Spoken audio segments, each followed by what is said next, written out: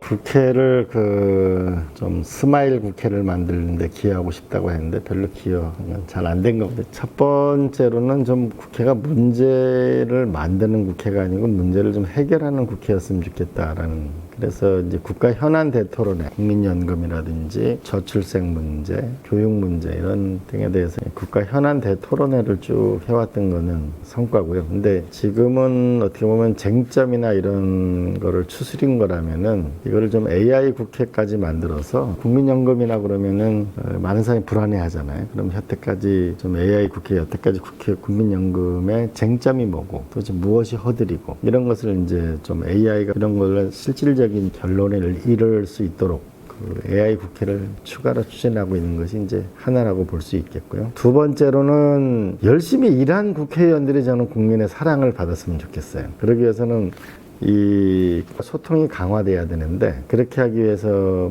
저희가 국회 내에 있는 모든 의정활동이 유튜브로 중계될 수 있도록 그래서 이실직고라는 실시간으로 직접 국민에게 고한다. 그래서 이실직고 스튜디오가 있고 1년에 한 1,400건 정도 열리는 국회 세미나가 전부 유튜브로 중계될 수 있도록 그런 시스템을 하나 만들었다는 게 큰 변화라고 볼 수 있겠고요. 이번 국정감사부터 모든 지방에 열리는 국정감사도 다 유튜브로 중계될 수 있는 그런 시스템을 갖췄습니다. 그래서 이제 좀 시끄럽게 하는 의원보다는 내실 있게 정말 의정활동을 잘하는 의원들이 평가받는 이제 그런 시스템이 하나 만들어야 되겠다고 하는 거 이건 상당 부분 진화가 일어났다고 볼 수 있겠고요. 세 번째로는 의회 외교를 강화하는 건데 그러니까 정부의 외교가 있고 의회 외교가 있거든요. 더군다나 미중 간의 갈등이 이렇게 첨예할 때는 그러니까 정부가 못하는 거를 의회 대신해 줄 수도 있고 외교 지평을 열어야 되겠다고 생각했고요. 그래서 이제 한미의원연맹을 하게 됐을 때 미국 내에 한미의원연맹 사무소를 둬서 실질적으로 한국에서 한국과 미국의 의회 외교에 확실한 지평을 열어야 되겠다고 생각했는데 이제 예산도 받았고 이제 조직도 확보를 했습니다. 왜 이런 생각을 하게 됐냐면 우리가 미국의 특파원이 한 50분 정도 계시는데 사실은 백악관 출입 기자도 그렇게 오래 하신 분이 별로 없잖아요. 국무부도 그렇고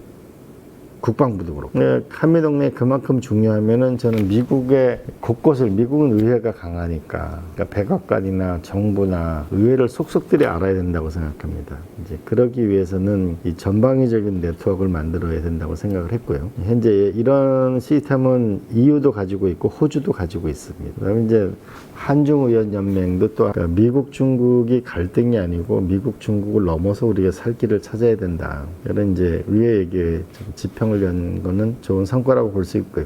그 다음에 이제 재밌는 변화는 국회가 너무 딱딱하거든요. 문화 공간이 좀 부족하거든요. 근데 저기 이제 사랑제 옆에 약간 못 쓰는 공간? 용도가 애매한 공간이 있었는데 거기에 강변서재라는 북카페가 열렸는데 아주 핫플레이스가 됐죠. 이게 우리 10번 넘게 유찰이 됐는데 다들 장소가 외져서 누구도 거기 안 하려고 다 망할 거라고 했는데 지금 굉장히 잘 되고 있죠. 첫 번째로는 그래서 우리 유홍준 문화재 청장님께서 나의 문화유산 답사기 30년 이런 주제로 첫 번째 이제 저자와의 대화를 시작을 합니다. 좋은 문화 공간이 있었으면 좋겠다 생각을 하고 마지막으로는 이제 국회 내 자율주행차나 뭐 이런 거 보셨듯이 국회가 좀 새로운 이 규제 샌드박스가 됐으면 좋겠어요. 새로운 실험.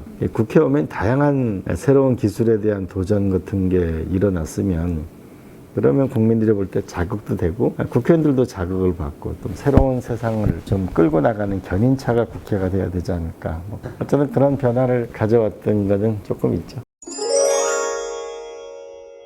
AI 국회는 쉽게 얘기하면 데이터 기반의 정책과 그 데이터 기반을 해서 의사결정을 하는 시스템을 만들어야 되겠다고 저는 생각합니다. 국회 많은 논쟁을 보면은 진보 보수 양쪽의 그 의원님들이 본인에게 편리한 인용하기 좋은 그런 사례들만 주로 분석을 해서 발표를 하거든요. 정책 쇼핑을 가지고는 그거 가지고 한국 사회에 적용한다는 게 쉽지 않아요. 우리가 북유럽에 좋은 사례가 많이 있지만은 몇백만 나라하고 5천만 나라는 다르거든요. 그리고 미국이라는 세계 최강자가 쓰는 정책하고 우리는 다를 수밖에 없잖아요. 예를 들어서 우리가 병력 특례 문제를 하나를 우리 들어보죠. 우리 BTS 아미 팬들이 다 한국의 병력 제도를 알게 됐는데, 그럼 여태까지 둘러싼 건 많은 논쟁적인 게 있었을 거 아니에요? 그러면은 이거를 AI로 분석하면 국회 내에서 여태까지 있었던 속기록, 토론회, 그다음에 입법조사처, 예산정책처 이런 많은 정책 자료집이나 용역 보고서가 있을 거 아니에요. 그죠? 그리고 SNS도 분석을 하게 되면 그럼 무엇이 쟁점이고 우리가 어떤 방향을 선택하는 게 좋을지 데이터 기반으로 우리가 자꾸 결정을 내면 합리적이 되잖아요. 국민연금도 우리가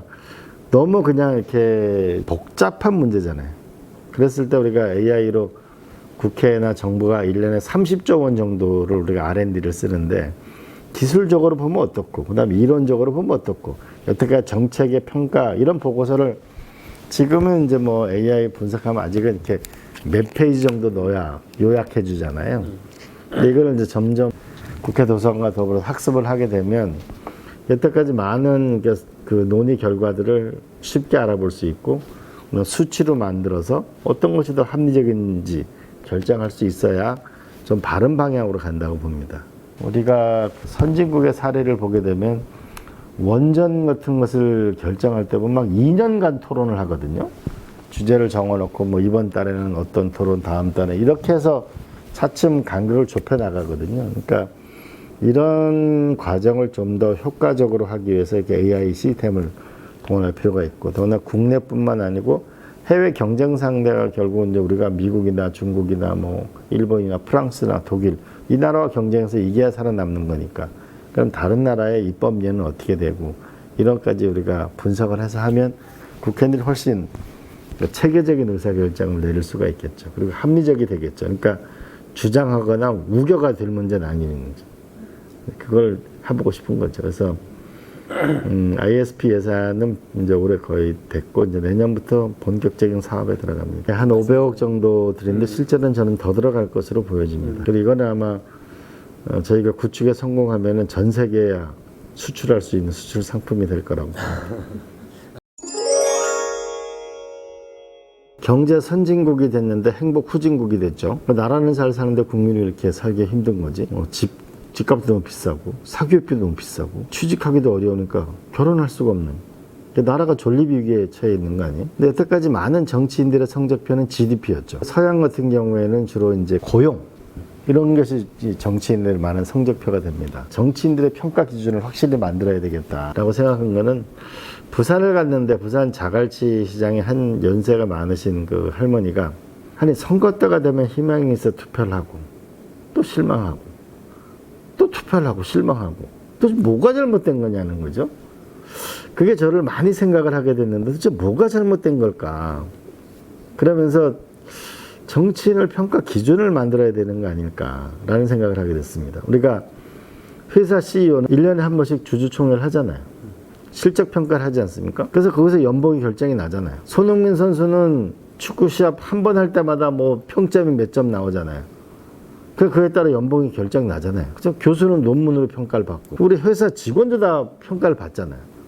아니 근데 정치인은 도대체 뭘로 평가를 받냐? 결국은 국가와 국민이 더불어 행복하게 잘 사는 나라. 어떻게 보면은 부민 강국, 국민이 행복하고 나라는 강한 나라 이런 거 아니겠어요?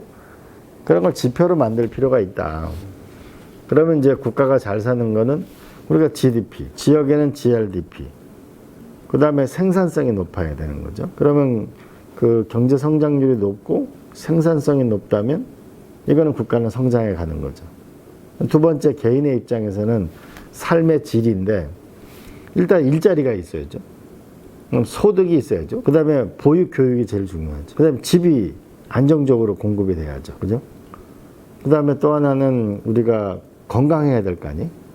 그 건강과 의료보험이라는 이런 게 필요하고, 그 다음에 또 하나는 노후연금이 뭔가 불안하지 않아야 될 거 아니에요?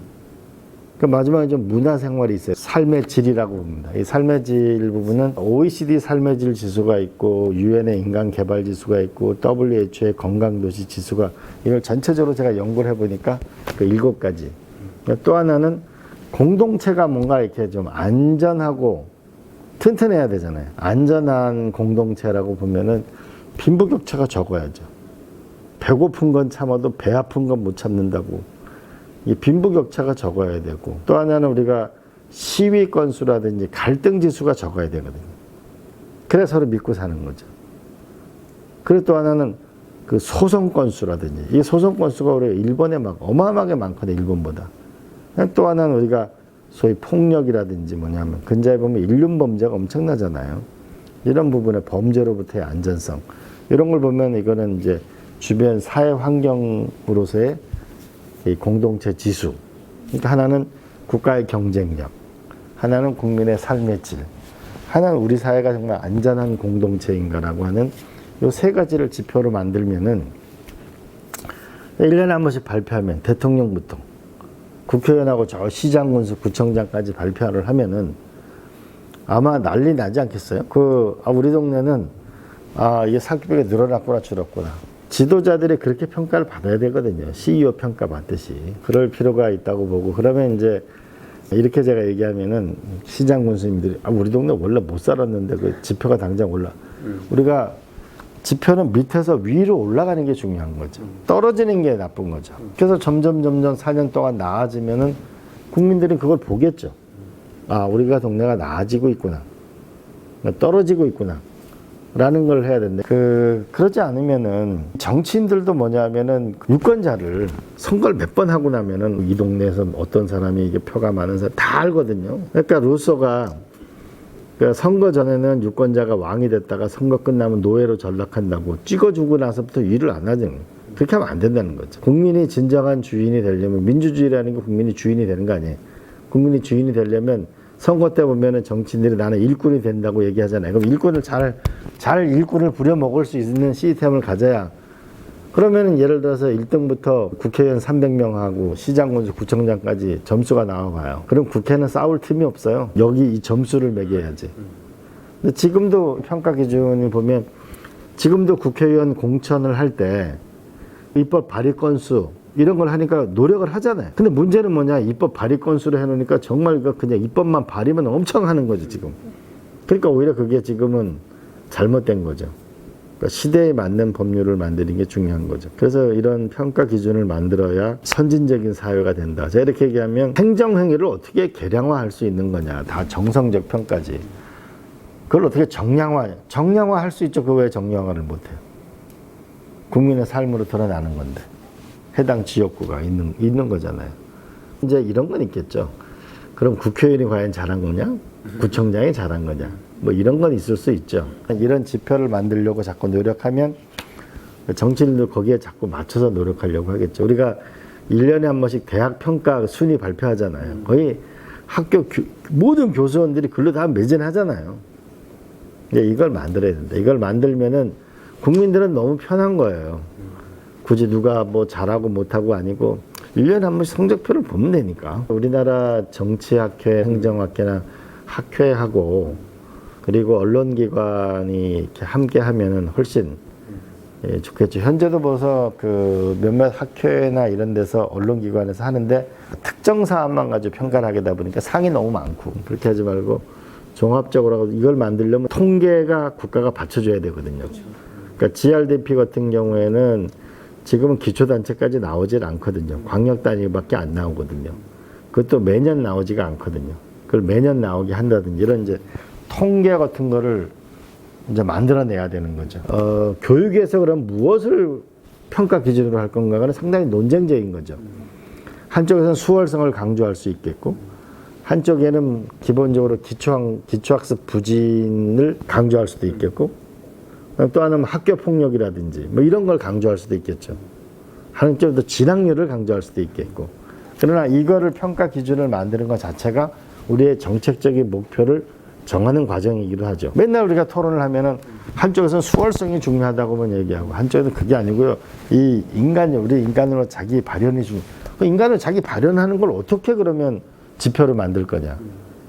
그럼 수월성을 뭘로 지표를 수월성을 할 거냐. 우리의 경쟁 상대인 세계적인 국가들과의 피사 성적으로 수월성을 할 거냐. 바칼로레아 시험으로 할 거냐. 무엇으로 수월성을 우리가 평가할 거냐라는 그것도 우리가 논쟁을 하면서 정리해 나가면 그것이 바로 저는 교육의 목표가 되고 국가의 목표가 될 수밖에 없는 거죠. 그렇잖아요. 그리고 이걸 하다 보면은 국가의 우선순위가 무엇인가가 정리가 되게 돼 있습니다. 그냥 아무거나 가지고 다 성적을 매길 수가 없잖아요. 중요한 것부터 성적을 매길 수밖에 없으니까. 저는 이걸 꼭 했으면 좋겠어요. 이거는 아마 전 세계 최고의 수출 상품이 될 겁니다. 이게 황당한 얘기가 아니고 스티글러츠라는 노벨상을 받은 유럽의 정치인들이 뭔가 경제는 자꾸 성장을 하는데 지금 경제가 성장하잖아요.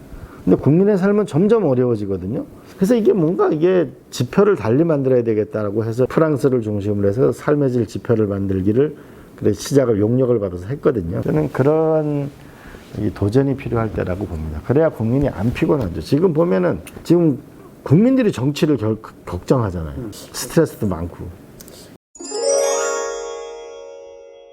대통령실하고 국회와 유기성을 높이는 게 중요하거든요. 그러니까 만약 대통령실에서 여당 대표에게 권한을 위임해 주지 않고 대통령실 마음대로 하고 싶은 대로 해서 자꾸 이거를 통법부로 만들면은 국회는 갈등이 커질 수밖에 없어요. 대통령실은 현재 권력이고 국회는 미래 권력이거든요. 근데 여당은 현재 권력이기도 하죠. 그러나 또한 미래 권력이거든요. 현재 권력과 미래 권력이 상호 공존해 나가려면 결국은 대통령실과 국회와 잘 지내야 되거든요. 잘 지내려면 대통령실에서 국회한테 상당한 룸을 줘야 된다는 게 첫 번째고, 그럼 룸을 주는 방법이 과연 무엇일까라고 생각하면은 저는 총리를 적어도 국회에서 복수로 추천하면 그것을 대통령이 임명하고, 그리고 복수로 임명한 선택된 그 총리가 인사의 재청권을, 현재 우리 법으로 그렇게 돼 있거든요. 그렇게 했을 때 나라가 좀 안정될 거라고 보고, 대통령은 외치나 국방이나 남북 문제나 이런 데에 집중할 필요가 있다. 나라가 큰 나라가 됐다고 봅니다. 그리고 내치는 총리한테 맡기고, 이렇게 되면은 저는 큰 틀의 생산적인 나라가 될 거라고 보고, 두 번째는 그 문제를 해결하는 국회가 되려면은 저는 국회 생산성을 매우 높여야 된다고 생각합니다. 저도 사실 국회의원 하면서 몰랐는데 사무총장을 하면서 가만히 보니까 다른 나라 의회와 비교를 한 거예요. 우리 국회는 왜 이럴까라고 보니까 기본적으로 일하는 시간이 너무 적어요. 회의하고 일하는 시간이 너무 적습니다. 우리는 1년에 37회 정도 본회의를 엽니다. 근데 미국은 하원만 100회를 엽니다. 100회면은 50주 일하면 일주일에 2번 본회의 여는 거예요. 상임위원회가 우리가 보통 300회 열으면은 미국은 하원만 1500회. 소위원회도 비슷해요. 우리가 청문회를 27번 하면은 미국은 200회를 합니다. 그러면 법률 통과는 어떻게 되느냐? 대략 우리가 5,000개 정도 발의하고 미국 6,000개 정도 발의해요. 통과되는 건 우리는 1,500개. 미국은 대략 500에서 600개. 밖에 통과가 안 돼요. 미국은 6% 통과율. 우리는 훨씬 높아요. 그럼 이게 뭐, 회의는 적게 하고 법을 많이 통과시킨다는 게 대한민국 국회라고 말하는 거거든요. 그러면 생각을 해보세요. 회의를 많이 하고 법을 적게 통과된다는 얘기는 촘촘하다는 걸 말할 수 있는 거죠. 미국 국회의원은 오면은 한번 생각해 보세요. 자, 본회의가 100회가 열려요.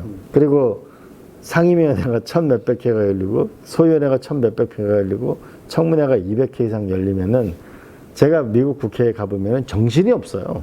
다른 일을 할 여유가 없어요. 그래서 저는 이렇게 해놓고 뭐냐면 국회가 열리는 동안에는 특별한 일이 있는 한 지역구 가지 말아야 된다. 가지 말고 여기에 몰두해야 된다고 봅니다. 우리는 지금 국회 회의를 열어놓고 지역구에 가가지고 회의 정족수가 안 되는 경우가 너무 많아요. 그래서 미국 국회도 보면은 이런 캘린더를 만들어서 하거든요. 이게 미국 국회예요. 이게 상원, 하원. 날짜가 정해져 있어요. 근데 우리는 본회의가 언제 열리는지 알 수가 없어요. 상임위도 뭐냐, 그때그때 여야 간사가 합의가 되지 않으면 안 열려요. 여기는 다 열리게 돼 있고, 한 달에 한 번 여기 흰색으로 표시되어 있는 거. 요때만 지역구를 가고 주말에만 갈 수 있는 거예요. 여기 휴가철이고, 여기 크리스마스 휴가고. 이러면 예측 가능하잖아요. 그리고 학생이 학교를 오면은 공부만 열심히 해야지. 안 그래요? 그래서 생산성을 획기적으로 높이는 걸 국회, 이건 할 수가 있다. 소위원회도 이제 저는 공개해야 된다, 이거. 라고 생각을 합니다. 세 번째로는 AI 국회를 만들어 가지고 쭉 전체적인 보고서를 다 텍스트를 분석해서 그걸 놓고 분석해 놓으면 그 국회의원들이 결정하기가 편하잖아요. 그러니까 이런 경우에서를 넣으면 어떻게 돼? 시뮬레이션이 어떻게 되고 B라는 경우를 넣으면 어떻게 되고 과연 정책에 선악이 있는 걸까? 그거보다는 합리성이라는 게 중요한 거 아닌가 싶거든요. 모든 시작은 선의로 시작한다잖아요. 방법이 옳지 못하면 결국은 좋은 결과를 못 가져오는 거거든요. 그런 면에서 AI 국회라는 이런 시스템 정도가 보완을 해주면 훨씬 합리적인 결정을 내리지 않을까 이런 생각을 하죠. 저도 청와대도 있었고 도지사도 해봤고 또 싱크탱크도 있어봤고 국회의원도 해봤고 사무총장 하면서 이건 국회가 우리가 바꿀 수 있다.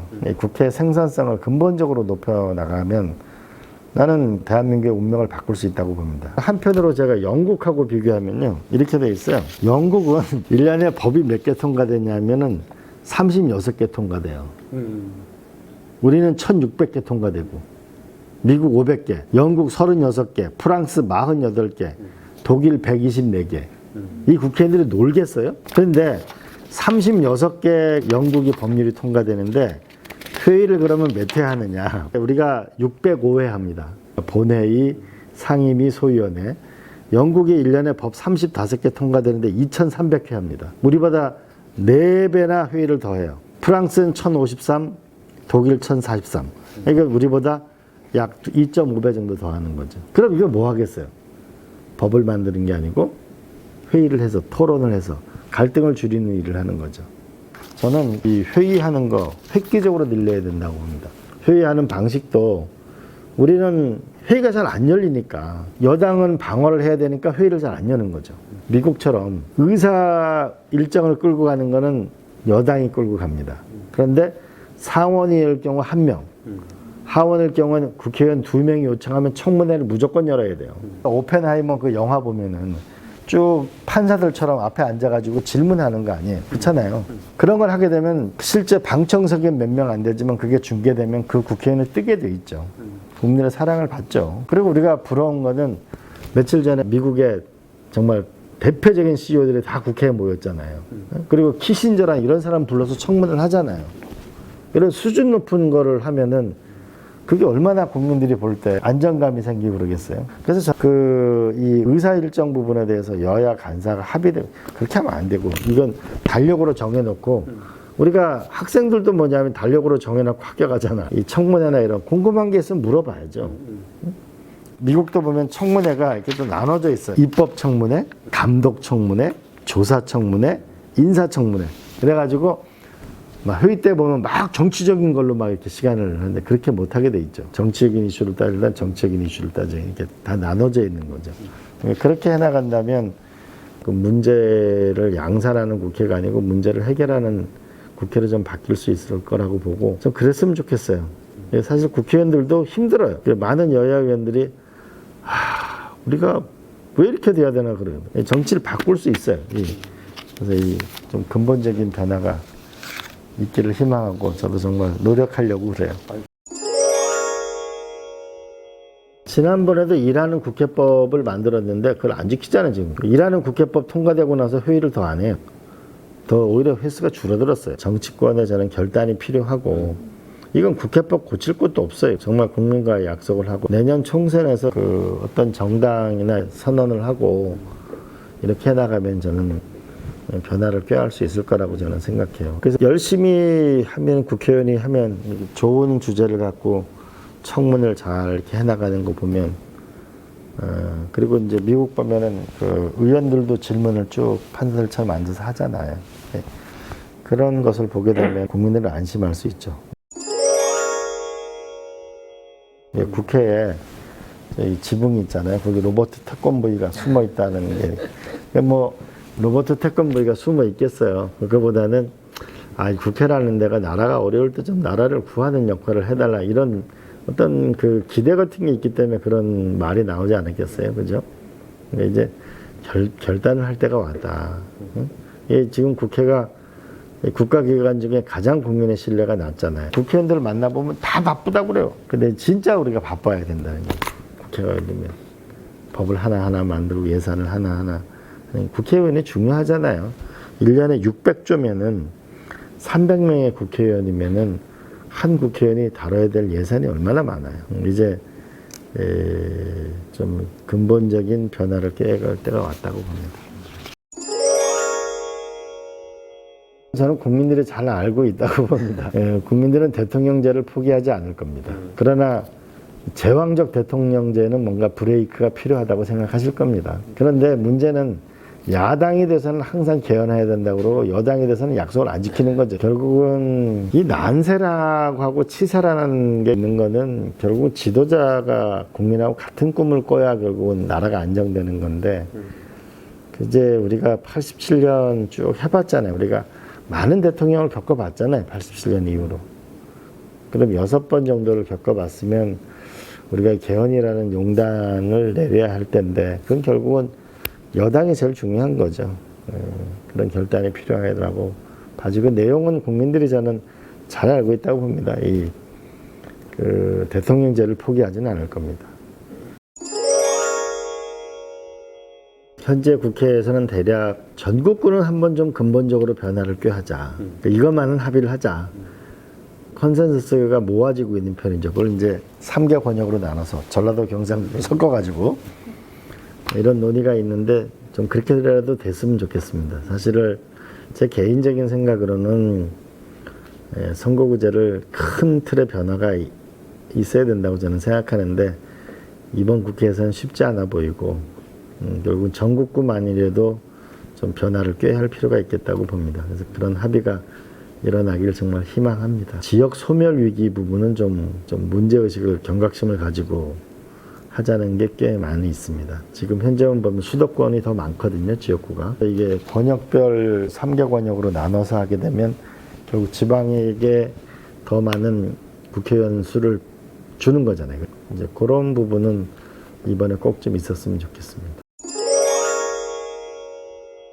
글쎄 현 정부의 가능성은 정치권에 빚이 없다는 게 가능성인데 그 가능성을 최대한 살리는 정치를 저는 했으면 좋겠어요. 빚을 진 게 없다는 거는 다양하게 할 수 있다는 걸 말하잖아요. 두 번째로는 결국 국민연금, 교육개혁, 노동개혁 이 세 가지를 한다고 했는데 세 가지 부분에 대해 좀 구체적인 법안들이 나왔으면 좋겠어요. 그러니까 선언하고 구체성하고는 많은 차이가 있는 거거든요. 근데 지금쯤이면 벌써 1년 반이면 뭔가 교육 관련해서 뭐 유보 통합은 어떻게 하겠다든지 뭐 초중고등학교는 뭐 어떤 방향을 간다든지 뭐 대학교는 어떻게 하겠다든지 뭔가 정책이 좀 많아야 되잖아요. 저는 연금 개혁도 지금 보면은 많이 내고 늦게 받고 뭐 그거는 할 수도 있지만은 사실은 뭐 싱가포르처럼 국부 펀드를 만들어 가지고 실제로 이익이 자꾸 늘어나야 되잖아요. 그래야 우리가 손실을 줄여 나갈 수가 국민이 안심할 수 있는. 그래서 뭔가 그와 관련해서도 뭐 국부 펀드를 만들어서 언제 뭐 어떻게 늘려나겠다든지 뭐 이런 것들이 법률이 많이 나와야 되거든요. 지금 안 나오고 있거든요. 세 번째로는 결국 국민들은 그 장관이 중요하잖아요. 해당 부처 장관. 이런 장관이 어쨌든 국민들의 그 분야에 관한 그 사람이 대한민국 최고의 사람들이 장관이 돼야 되거든요. 그런 걸 어떻게 만들어낼 건가라고 하는 것이 지금 우리가 해야 될 문제라고 봅니다. 지금. 그러니까 노무현 대통령 시절에 보면은 아마 경기고등학교가 역대 가장 많이 등용됐을걸요. 그러니까 저도 뭐 국정상황실장 할 때 그때 30대였는데 정말 그 인연이 있고 데려간 사람은 김경수 지사하고 3명만 제가 데려가고 나머지 수십 명은 아무 인연이 없는 사람들이에요. 그러니까 그걸 어떻게 뽑았냐면은 각 부처에서 일단은 에이스라고 하는 사람들의 명단을 제출하게 하고 그 다음에 저희는 출입처 기자들한테 에이스 명단을 받고 그 다음에 국회의원들과 국회의원 보좌관들한테 에이스 명단을 받고 그 다음에 시민단체나 이런 데서 명단을 받고 하니까 4개를 섞어놓고 보니까 그게 다 거의 비슷한 사람이 나오더라고요. 그러니까 그 사람들만 하면 되거든요. 사실 대통령실이나 이런 입장에서 어차피 신세진 사람도 많지 않은데 그걸 문호를 개방해 놓고 누가 최고의 사람인지 우리가 인사혁신처라는 시스템을 통해 가지고 누구든지 추천하고 이렇게 하면 좋죠. 이게 결국은 그러니까 열린 경영을 하냐, 닫힌 경영을 하냐, 이런 게 중요한 문제인데, 결국은 사람이거든요. 그렇잖아요. 회사도 사람이고, 다 좋은 사람을 쓰는 거예요. 하나는 이 설계도가 좋아야 되고, 국가 설계도. 그 다음에 이거를 추진할 수 있는 사람. 이 두 가지잖아요. 그러면 이런 면에서 어차피 윤 대통령은 대통령이 될 때 크게 빚진 사람이 없잖아요. 그러면 그거를 열어놓고 대한민국의 모든 진보 보수를 통할해서 최고의 인재를 갖다 쓰겠다라고 하고 그런 시스템으로 하면은 훨씬 그 성과를 내기. 21대 당장의 개혁 과제를 지금 하기는 어렵잖아요. 근데 다음번 국회의원이 되고 나서부터는 실시를 하도록 하는 거. 지금 당장 할 수는 없죠. 이해관계가 다르니까. 그러나 우리가 무엇이 옳은지는 알잖아요. 아마 대한민국의 정치 정상화되는 가장 쉬운 길이 있어요. 야당이었는데 여당 되고서 안 지킨 거. 민주당이든 국민의힘이든. 그 리스트를 놓으면은 거의 같을 겁니다. 그걸 지키면은 대한민국은 정상화되죠. 큰 틀의 합의는 있었으면은 제일 좋겠습니다만 그거는 기약할 수 없는 일이라는 생각이 들고 다만 국회의 생산성, 국회를 회의를 어떻게 하고 본회의를 어떻게 하고 이거는 우리가 할 수 있잖아요. 그래서 다음 국회부터는 적어도 우리가 연중 달력 캘린더를 가지고 회의를 하고 미국에 못지않는 생산성을 높이기 위해서 본회의와 상임위원회와 소위원회와 청문회 제도와 이런 거를 좀 시스템을 짜가지고 그 합의에 이뤄 놓으면 그리고 그거를 제도로 만들어 놓으면 다음번 국회의원 때부터는 좀 더 전진된 국회의원이 되지 않을까. 그럼 제일 좋죠. 왜냐하면 지금 당장 실행할 수가 없을 테니까. 그렇게 해서 다음번 국회의원, 우리가 항상 국회의원들이 한 절반씩 바뀌었잖아요. 이제 새로운 룰에 들어오는 분들은 그게 룰인 줄 아실 거거든요. 미래위원회를 꼭 좀 만들었으면 좋겠다. 우리가 너무 단기적인 사안에 매몰되어 있는데 사실 저출생 문제는 국가의 존립 문제예요. 이게 복합과제거든요. 어떤 한 상임위에서 할 수가 없어요. 이게 인구 투기라는 게 법안 발의권도 없어요. 저출생 문제를 보면은 거기 일자리도 있어야죠. 거기 보육 문제도 있어야죠. 뭐 다양한 고려할 요소들이 많잖아요. 그래서 저는 핀란드처럼 그 미래위원회를 상사화 해가지고 국가의 주요 아젠다를 좀 집중적으로 토론해서 결정을 내는 거죠. 여기는 원내대표를 지내신 분들이라 중진 의원들이 자리를 잡고 좀 이렇게 컨센서스를 모으는 이런 걸 하나 만들어야만 나라가 앞으로 갈 수 있다고 봅니다. 하버드 대학에서 성공한 사람들의 특징을 봤다고 그러더라고요. 특징이 뭐냐면 타임 퍼스펙티브, 그러니까 얼마만큼의 길게 내다보고 이 전망을 갖고 해나가는 사람이 결국은 성공한다는 거거든요. 국가는 더 그럴 거 아닙니까? 지금 우리가 5개년 계획을 못 세우잖아요. 저도 앞으로 한 30년 뒤에 대한민국은 어디로 간다. 그럼 가기 위해서는 우리가 뭐를 해야 된다. 각 정권별로. 아까 말한 이런 개량화된 지폐를 만들면은 과제 관리가 쉬운 거죠. 30년 뒤에 우리가 대한민국의 G5로 간다. 라고 정하는 G5로 가려면은 경쟁 국가와 비교하면은 어느 정도 우리가 가야 되는 거고, 그 다음에 삶의 질에서는 적어도 뭐 7만 불을 간다, 6만 불을 간다, 그러면 경제 성장률이 1년에 몇 프로이고 정해져야 되잖아요. 계획을 세우는 데는 돈이 안 들잖아요. 국가라는 게 앞으로 30년 뒤에는 이런 계획을 갖고 우리가 살아갈 거, 이게 여야가 합의된 겁니다. 라고 해야 국민들이 그걸 믿고 갈 거 아니에요. 이렇게 있어야 국민이 더불어 안전하게 사는 거지. 각자 도생을 해봐야 어떻게 각자 도생이 됩니까? 각자 도생을 할 수가 없죠. 이 타임 퍼스펙티브를 가지고 우리가 한 30년 뒤에 한 30년 동안 노력하면 앞으로 2045년 정도 되면 중국은 대략 GDP가 어디까지 올 거고 미국은 어떻게, 한국은 어디까지 갈 거다.